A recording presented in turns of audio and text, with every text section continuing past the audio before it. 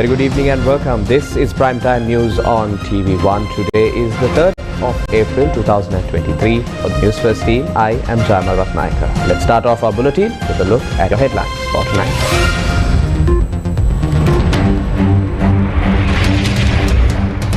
Police fire water cannons to disperse university students who were in Colombo for discussions.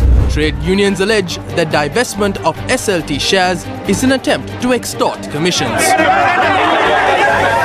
Opposition says it will stand against the new anti-terror law that aims to crack down on dissent. Will opposition MPs defect to support the government? Litro to reduce domestic gas prices.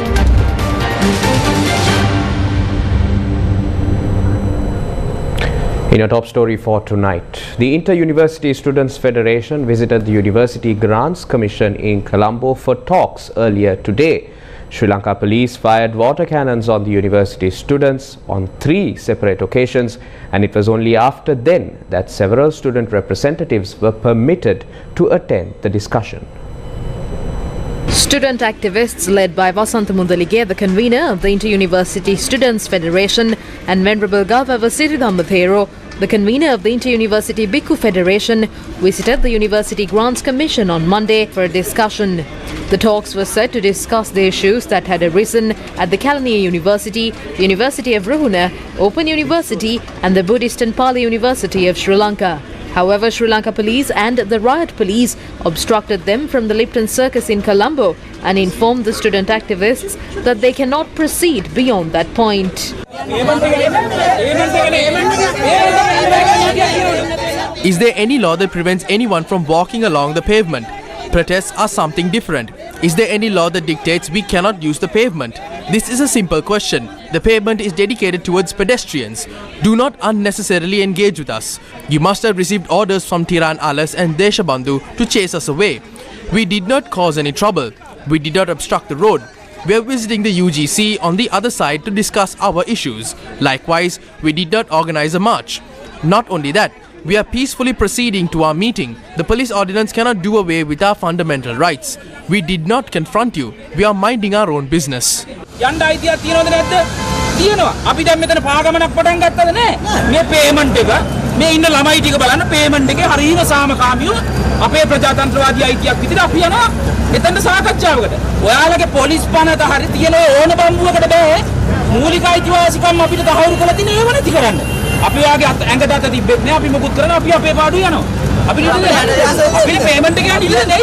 Thereafter, the IUSF attempted to proceed to the UGC from a different direction. However, Sri Lanka police did not allow them to proceed.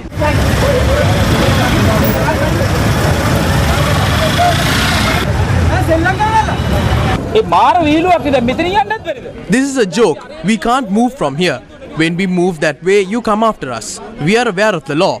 Do not dance to the tune of your seniors. Did we cause any obstruction to the public?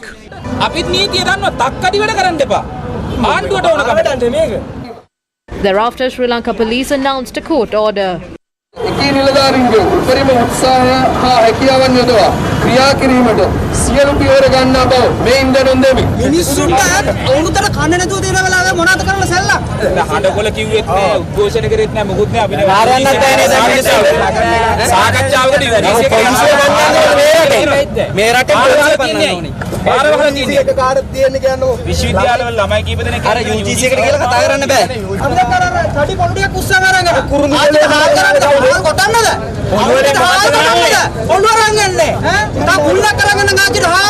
Thereafter, Sri Lanka police fired water cannons to disperse the university students.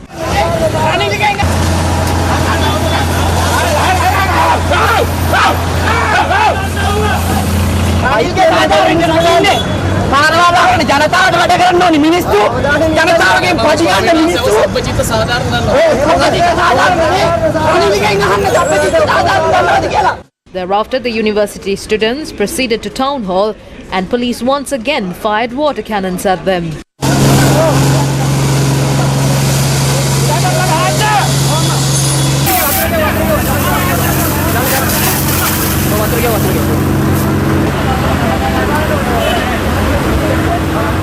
The the university students attempted to engage in a protest at the Osasala branch in Town Hall, and Sri Lanka police fired water cannons once again to disperse them.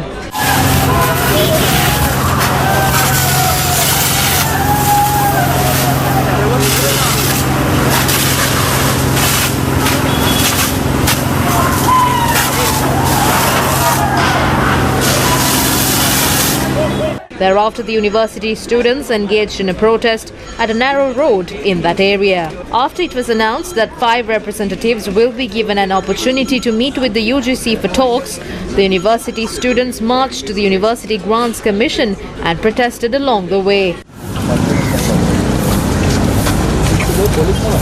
I'm here in Town Hall where IUSF protesters met with a heavy police presence this evening, and the police used water cannons thrice on the protesters to disperse them. However, they continued to protest multiple times, and afterwards we saw Vasantha Mudalage alongside 4 others agreeing to go into a discussion with the chairman of the UGC.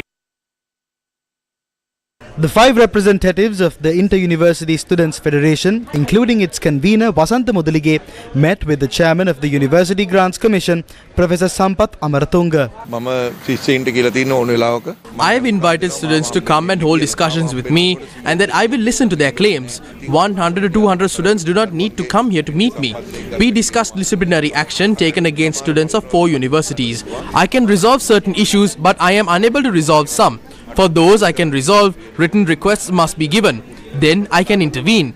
We can get these kids into the right path through dialogue. My only regret is the impact these protests have on the country. When students step onto the streets, even they have been informed that I have requested the gates to be opened for them to come and hold discussions with me. I had many commitments today, but I waited for them. The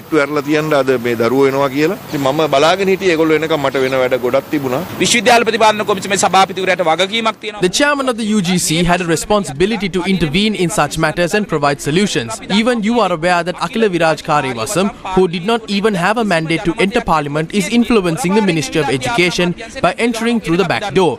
While we oppose this, we urge the Minister of Education and the chairman of UGC to step in and resolve this immediately. The student activists held a demonstration at the Lipton Circus and dispersed. The Colombo High Court ordered for the appeal filed by the Attorney General challenging the decision taken by the Colombo Magistrates Court to release Vasantha Mudalage, who was detained and remanded under the Prevention of Terrorism Act, to be called up again on the 1st of June. Deputy Solicitor General Dilan Ratnayaka, who appeared for the Attorney General, noted that the application be called up on Monday only to correct a legal error. The court ordered for the submissions to be filed and ordered for the matter to be called up again on the 1st of June.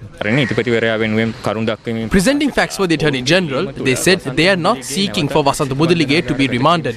The Attorney General also said a request to call up the appeal was made due to a legal error in the judgment of the Magistrates Court.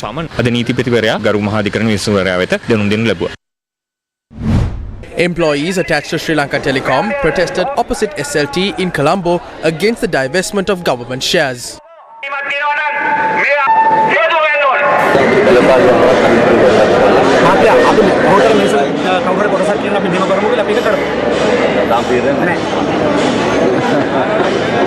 The SLT employees marched along Lotus Road in protest and reached the Sri Lanka Telecom head office.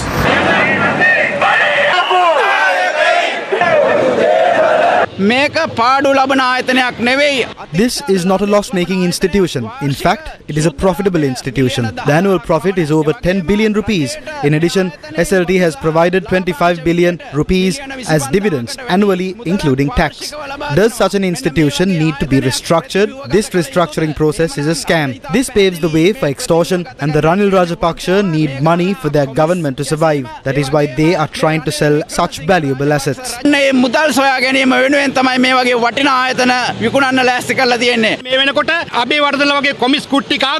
wish to tell Ranil Wickremesinghe and the Rajapakshas that we will not allow to sell this institution. At present, people like Abeyewardene are eyeing the commissions like vultures. We wish to tell people like Wajir Abeyewardene that we will not allow to sell this institution. The workers are engaged in a one-day strike. These assets were not added to the stock market in a proper system. We will not end this here. Ranil Wickremesinghe is trying to sell off the 40% plus state-owned enterprises within his 2-year tenure. They are trying to extort commissions and then go overseas and live.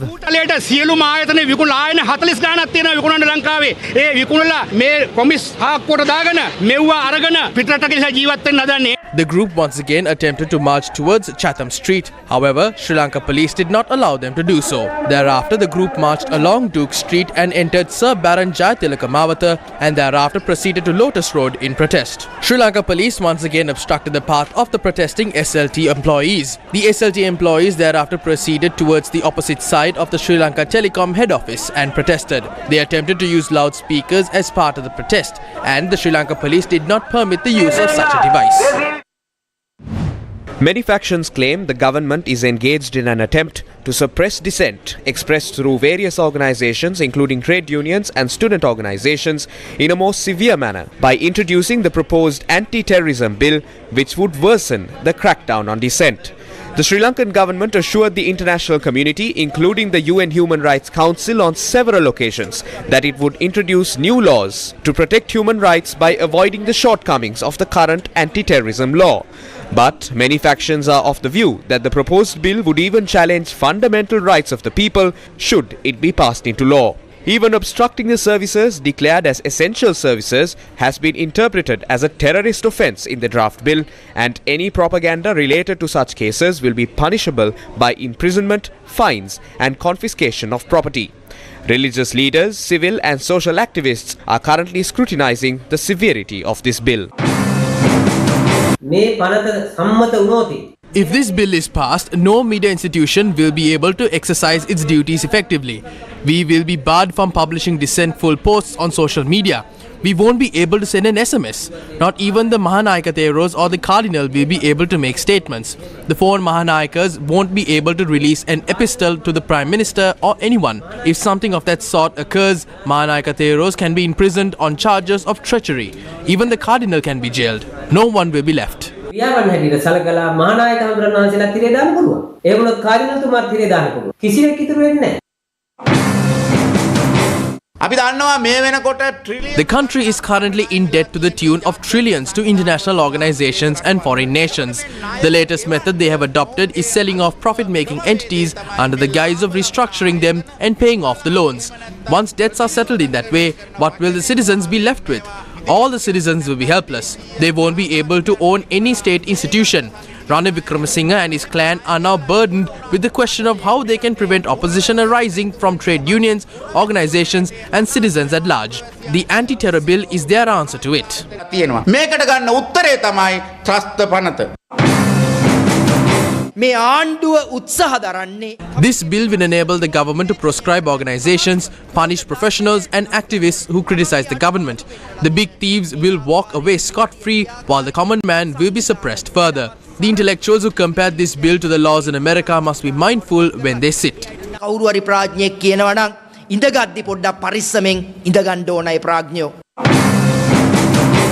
Representatives of the government expressed the following views. Governing a nation and engaging in politics cannot be done in a traditional way anymore. If the government must amend the bills it presents, that can be done in a justified manner.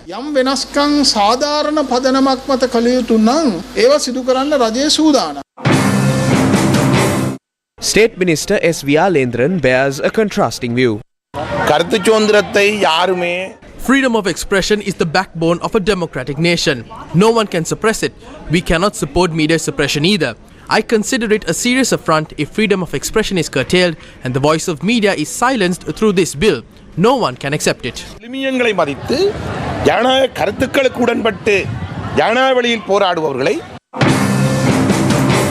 The opposition is of a different stance with regard to the anti-terror bill and is geared to defeat its more serious provisions. Not only will we oppose it, we will also discuss with other political parties and take every measure possible to defeat it. We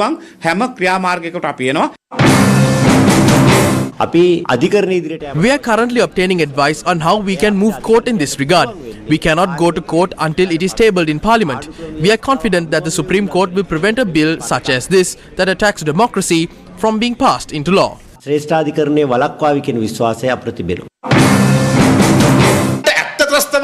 This does not do much to prevent true terrorism, but it is a serious threat to those who hold different views and the freedom of media. බරපතල තරදිනයක් මේ පනතෙන් එන. ජයදාස රාජපක්ෂ මහත්මයා මාධ්‍ය සාකච්ඡාවේදී කියනවා මේක එහෙම කිසි භයානක දෙයක් නැහැ. ඔය කෑ ගහන අයට ඕන නම් පුළුවන් උසාවියට ගිහලා මේක නවත්තන්න කියලා. ජයදාස රාජපක්ෂ මහත්තයාට ඇමතිකමක් ලැබුණා. Vijayadasa Rajapaksa's stance changes every time he gets a ministerial portfolio. That is evident through his past actions. If the anti-terror law is indeed a progressive one, why has it given rise to a discourse in society? We will take all possible steps to defeat this in Parliament, but I cannot predict if it will be successful or not. මේක සාර්ථක වීම හෝ අසාර්ථක වීම ගැන අපිට දැන් අනාවේකී පළ කරන්න බෑ. One important scope of this is how it would affect journalists. If this is passed, you cannot write about events that are held against the government, should it be a protest or media briefing. Even if a photograph is published on the paper or an opinion piece is published, it can be considered aiding a terrorist activity. This will also affect social media. The freedom we enjoy in this country is evaporating through a simple detention order. This is nothing but a case of state terrorism. This is a perfect model of state terrorism.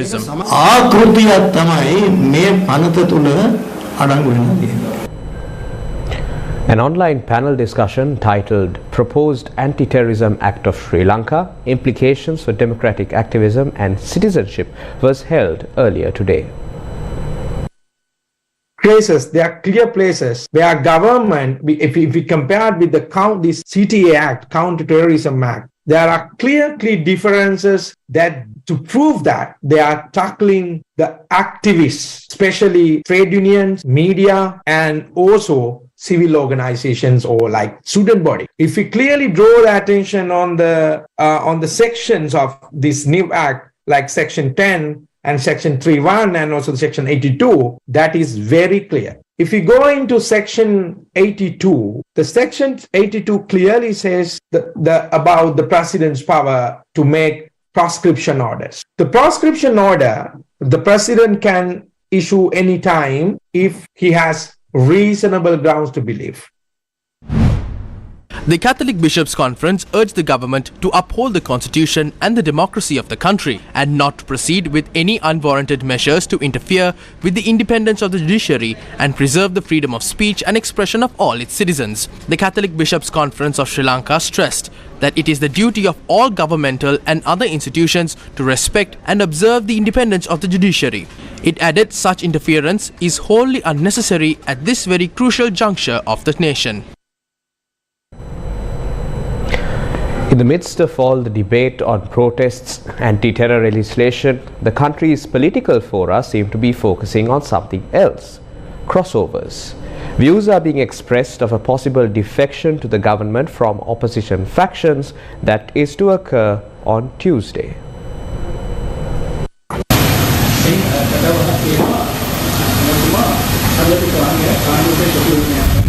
This is something that we've been hearing for months. The media has already fixed the date for the crossover. However, I am not aware of that. But it is clear that the development program carried out by Ranil Wickremesinghe is no different to the SJB program. We cannot oppose every single thing that Ranil Wickremesinghe does. We are witnessing development within our own eyes. The people we speak to tell us about it. The people who reprimanded Ranil are now praising him. We need to go with the opinion of the people and not on the party opinions. For the people, party politics is not important. We need to reach an understanding.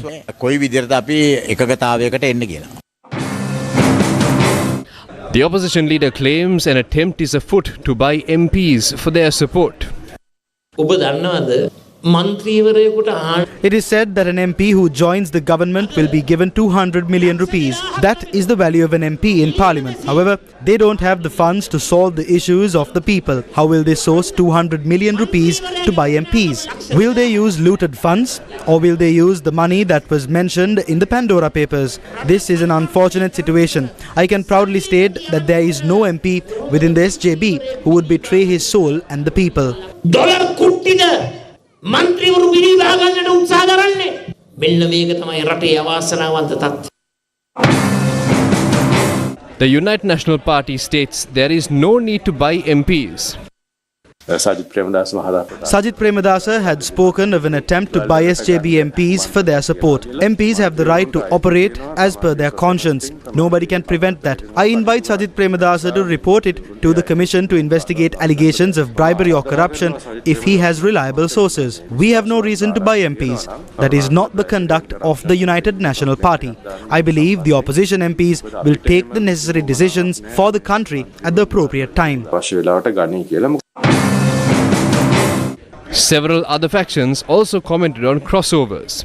I am not a fortune teller. I cannot say what will happen tomorrow. I cannot respond to that. However, there is no reasonable cause for that. Some are false reports created from certain places.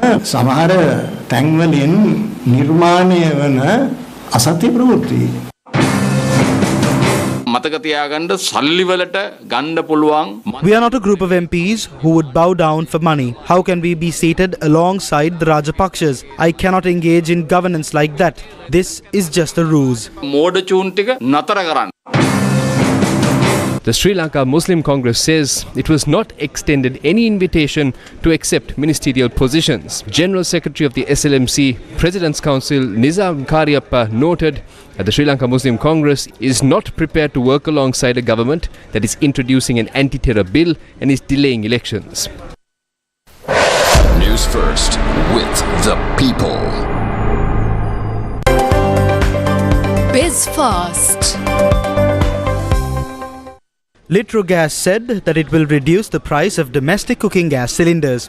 Litro chairman Mudita Piri said that a 12.5 kilogram cylinder of LP gas will be reduced by around 1,000 rupees with effect from midnight on Tuesday. The prices of other Litro gas products will also be reduced from Tuesday night. The local Milk Powder Producers Association said that the prices of locally produced milk powder will be reduced from Monday. Its chairman Arya Sirivitanage said that the price drop will take effect as per the directive of the Consumer Affairs Authority to provide relief to the people. The new prices of locally produced milk powder products will be announced soon. A group of fishermen protested opposite the Point Pedro North Divisional Secretariat in Vadamarachi, Jaffna against the use of illegal fishing methods. A group of fishermen marched in protest to the Point Pedro North Divisional Office in Vadamarachi, Jaffna and protested opposite the premises. Newsfirst correspondents reported that the protest disrupted the daily activities at the Divisional Secretariat. A total of 14 fisheries associations joined the protest against the use of illegal nets by Sri Lankan and Indian fishermen in the seas of Vadamarachi.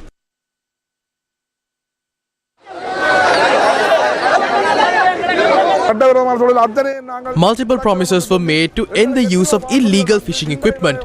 None of those promises were fulfilled. Their priorities is given to illegal activities. This is the greatest struggle to protect our ocean and marine resources. The President must directly intervene to solve this issue over the use of illegal fishing equipment. The Indian fishermen are ruining our livelihoods. The fishermen thereafter protested by obstructing the Jaffna Point Pedro main road. They later handed over a letter to the Point Pedro Divisional Secretary and dispersed. SLPP Member of Parliament Namal Rajapaksa says that the party will fully support the anti-corruption bills that will be introduced in the future. We as the SLPP have the strongest mechanism in this country even as of today. We were attacked because we were strong. The charge levelled against us since then is theft. During the Good Governance government, during the government of His Excellency President Maithripala Sirisena, we were sued and imprisoned. Even the current President Ranil Wickremesinghe was a part of that government. The other day in Parliament, the current President was questioned as to what happened to the Rajapaksa's Dubai accounts. Both the former President and the Prime Minister of the Good Governance government admitted that they wasted their time by going behind his false accusations. We are happy now because we are true to our conscience. Firm laws should be brought to Parliament to stop corruption and fraud. We support it 100%. We will extend our fullest support. Not only we will support it, we will also suggest that if someone makes false accusations, the law should be amended to punish the person making false accusations. That needs to be done. The final rites of late veteran actor Amarasiri Kalansurya were performed this afternoon. The body of Amarasiri Kalansurya, who was 83 years old at the time of his demise, was placed at a private funeral parlour in Borella for public respect until this afternoon. Many people, including artists and politicians, were seen visiting the premises to pay their respects since yesterday. The final rites of veteran actor Amarasiri Kalansurya were performed today at the Borella Public Cemetery.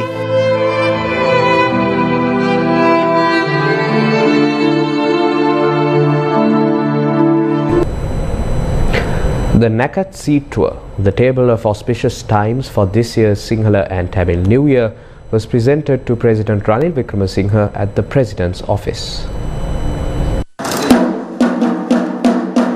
Following customs and traditions, the Nakat Seed Tour was presented to President Ranil Wickremesinghe by Minister of Buddha Sasana, Religious and Cultural Affairs Vidura Wickramanayake and the Department of Cultural Affairs at the President's office.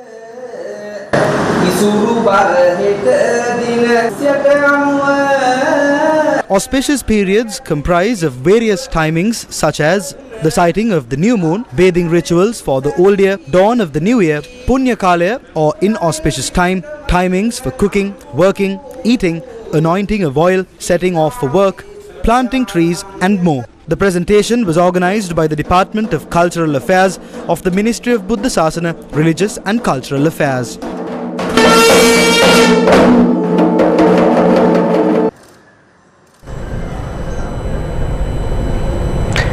Indian naval vessels INS Kitan and Savitri visited Sri Lanka on Monday to participate in the hallmark bilateral naval exercise SLINEX 2023 at the Colombo port. Indian naval ship INS Kiltan and the INS Savitri arrived at the port of Colombo on Monday to take part in the Sri Lanka-India naval exercise, also known as SLINEX 23. SLINEX, which is an annual maritime exercise between Sri Lanka and India, is scheduled to be held in Colombo from the 3rd to the 8th of April. INS Kiltan is a corvette commanded by Commander Arjit Pandey, and INS Savitri is an offshore patrol vessel commanded by Commander Vikas Phogat. SLINEX 23 is augmented by the offshore patrol vessel SLNS Samudra and SLNS Vijayabahu from the Sri Lanka Navy, as well as a Dornier maritime surveillance aircraft and Bell 412 helicopter of the Sri Lanka Air Force. In addition, INS Kiltan, INS Savitri, a Dornier maritime surveillance aircraft and Chetak helicopter of the Indian Navy will join the maritime exercise. A coordinated Indian Navy Sri Lanka Navy band cultural performance in collaboration with Swami Vivekananda Cultural Centre was organised for the public at the Dutch Hospital on Monday evening, and it will also be held at the Vihara Mahadevi Park on Wednesday, the 5th of April. For many years, the bilateral relationship between the Sri Lanka and Indian Navy have been strong, along with many naval exercises taking place. Today we are here at the Colombo Dutch Hospital, where the hallmark bilateral naval exercise SLINEX 2023 is taking place. Kitan and Savitri, the two Indian naval ships, have arrived to the Colombo port today and is set to leave by the 5th of April 2023. Jointly organized by the Sri Lanka Navy and Indian Navy, we are going to experience a series of events. With the busy streets of Colombo and gleaming city lights, today we are here for a lively band and cultural performances. Many more events will be taking place on the 5th of April 2023. For the Newsfirst team, this is Kenzo Farooq. The LOLC Divisavya program, an upliftment initiative aiming to empower our own citizens, continued today as well. Today's program was held in the Kunagala district.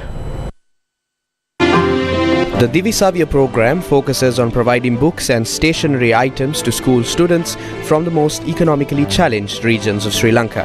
This worthy initiative is a collaboration between LOLC Group and the Ministry of Education. Monday's leg of the Divisavya program commenced from the Kaluvila Potana Primary School in the Mahava Education Zone. Students from 23 schools located in the Mahava Education Zone were provided with school books and stationery. Furthermore, students from the Teyyadaluwa Primary School in the Nikavarati Education Zone were also provided with school books and stationery under the LOLC Divi Savya program.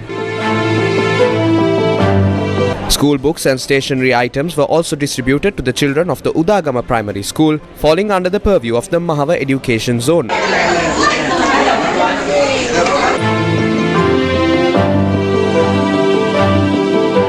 Students of the Rollover Primary School also received books and stationery items.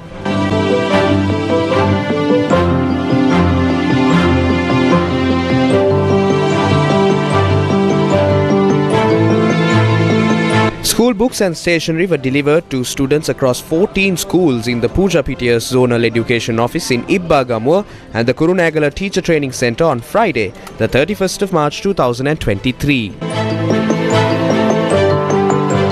Students from the Buluwalakanda Primary School, Dunumava Primary School, Nella Ulla Primary School and Otuwela Primary School in the Ibbagamu Education Zone received school books and stationery through the Divisavya program.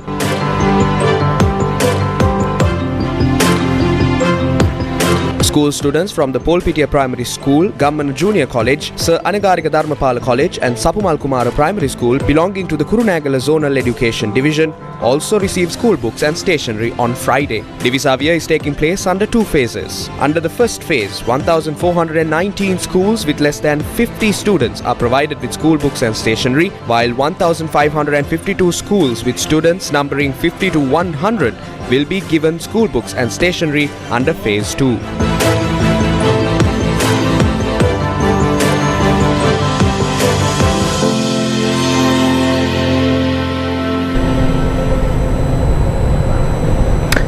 Traffic flow along the Marine Drive in Colombo was disrupted earlier today after a portion of the road heading towards Colombo had caved in from near the Vallavatta train station.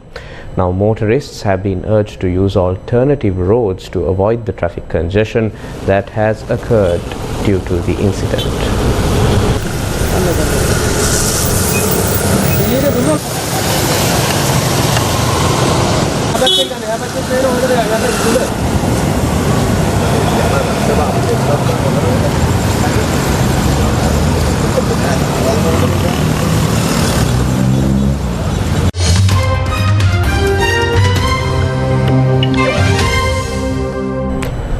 Donald Trump, the first former president in history to face criminal charges, is headed to New York for an expected court hearing tomorrow after being indicted last week by a Manhattan grand jury.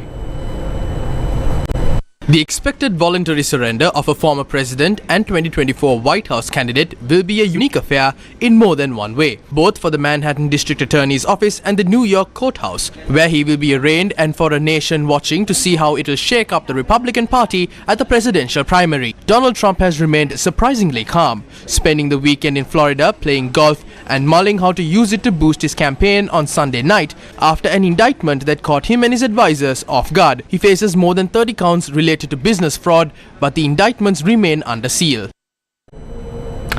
In more news from here at home, the debater on Sirasa TV is back and the launch of season 4 of the program took place in Colombo today.